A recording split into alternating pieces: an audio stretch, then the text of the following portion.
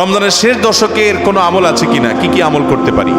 রমজানের শেষ দশক হলো আমলের সবচেয়ে গুরুত্বপূর্ণ দশক। ভাইরা আমার, নবী করিম সাল্লাল্লাহু আলাইহি সাল্লাম সম্পর্কে আম্মাজান আয়েশা বলেছেন, কানা ইয়াজিতাহিদু ফীহি মা লা ইয়াজিতাহিদু ফী গায়রি। রমজানের শেষ 10 দিনে আসলে নবী সাল্লাল্লাহু আলাইহি সাল্লাম ইবাদতের জন্য এত চেষ্টা করতেন, এত মেহনত করতেন, এত সাধনা করতেন, তার জীবনে অন্য কোনো সময় ইবাদতের জন্য এত সাধনা করতেন না, শেষ 10 দিন ইবাদতের জন্য যেরকম সাধনা করতেন। এবং আম্মাজান আয়েশা বর্ণিত হাদিসে আরো বলেছেন তিনি, নবী করিম সাল্লাল্লাহু আলাইহি সাল্লাম কানা ইদা দাখালাল আশার, রমজানের শেষ 10 দিন যখন শুরু হতো, আহিয়া লাইলা, সারা রাত আর ঘুমাতেন না, শেষ দশক কখনো ঘুমাতেন না। ওয়া আইকাদা আহলা, পরিবারের লোকদেরকে ঘুম থেকে ডেকে তুলতেন। ওয়া সাদ্দামে ইজারা, কোমর বেঁধে নিতেন, এবং ইবাদতের জন্য সবচেয়ে বেশি মেহনত মুজাহাদা তিনি করতেন। ভাইরা আমার, রমজানের শেষ দশক হলো ইবাদতের সবচেয়ে গুরুত্বপূর্ণ সময়। আমাদের বেশিরভাগ মানুষ ঈদের কেনাকাটায় আমরা ব্যস্ত হয়ে পড়ে, শহরের মানুষ গ্রামে যাওয়া ব্যস্ত হয়ে পড়ে, গ্রামের মানুষ শহরের মানুষকে ওয়েলকাম করার জন্য ব্যস্ত হয়ে পড়ে।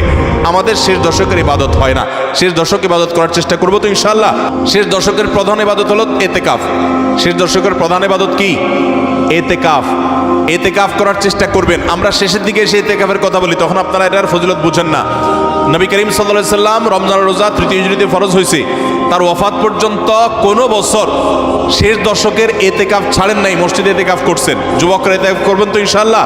3টা ইবাদতের স্বাদ নগদ পাওয়া যায়, আমি কোরআন হাদিসের আলোকে আমার অভিজ্ঞতার মিশেলে আমি জানাচ্ছি। এর মধ্যে একটা হলো, লম্বা সময় নিয়ে যদি সেজদা দিতে পারেন, বিশেষ করে তাহাজ্জুদে, তো দেখবেন এটার স্বাদ আপনি অনুভব করবেন। আর দ্বিতীয়টা হলো এতেকাফ। এতেকাফ রমজানের শেষ দশক যদি মসজিদে বসে যেতে পারেন, গাঠি বুসকা নিয়ে, কিচ্ছু করতে পারেন না, শুধু বসে গেছেন মসজিদে 10টা দিন, আপনার ফিল হবে যে আপনি আল্লাহ তাআলার চৌকাঠে এসে পড়েছেন। এতেকাফের মজা যারা একবার পায়, তাদেরকে এটা থেকে দূরে সরা রাখা যায় না। আর 3 নম্বর হলো আরাফাতের ময়দানের দোয়া। এটাতে যে স্বাদ, এই 3টা স্বাদ যে পাইছে, সেই স্বাদগুলো কখনো আর ছাড়তে চায় না। আল্লাহ আমাদের সবাইকে ইতিকাফ করার তৌফিক নসিব করুন। রমজানের শেষ দশকে ইতিকাফ করবেন, বেজর রাতগুলোতে বেশি বেশি ইবাদত করবেন, অন্য রাতগুলোতে ইবাদতবন্দি বেশি বেশি করবেন, কোরআন তেলাওয়াত বেশি বেশি করবেন, কারণ এই দশকে লাইলাতুল কদরে কোরআন নাজিল হয়েছে। আর নফল নামাজ, অন্যান্য দান সাদাকাও বেশি বেশি করে করবেন।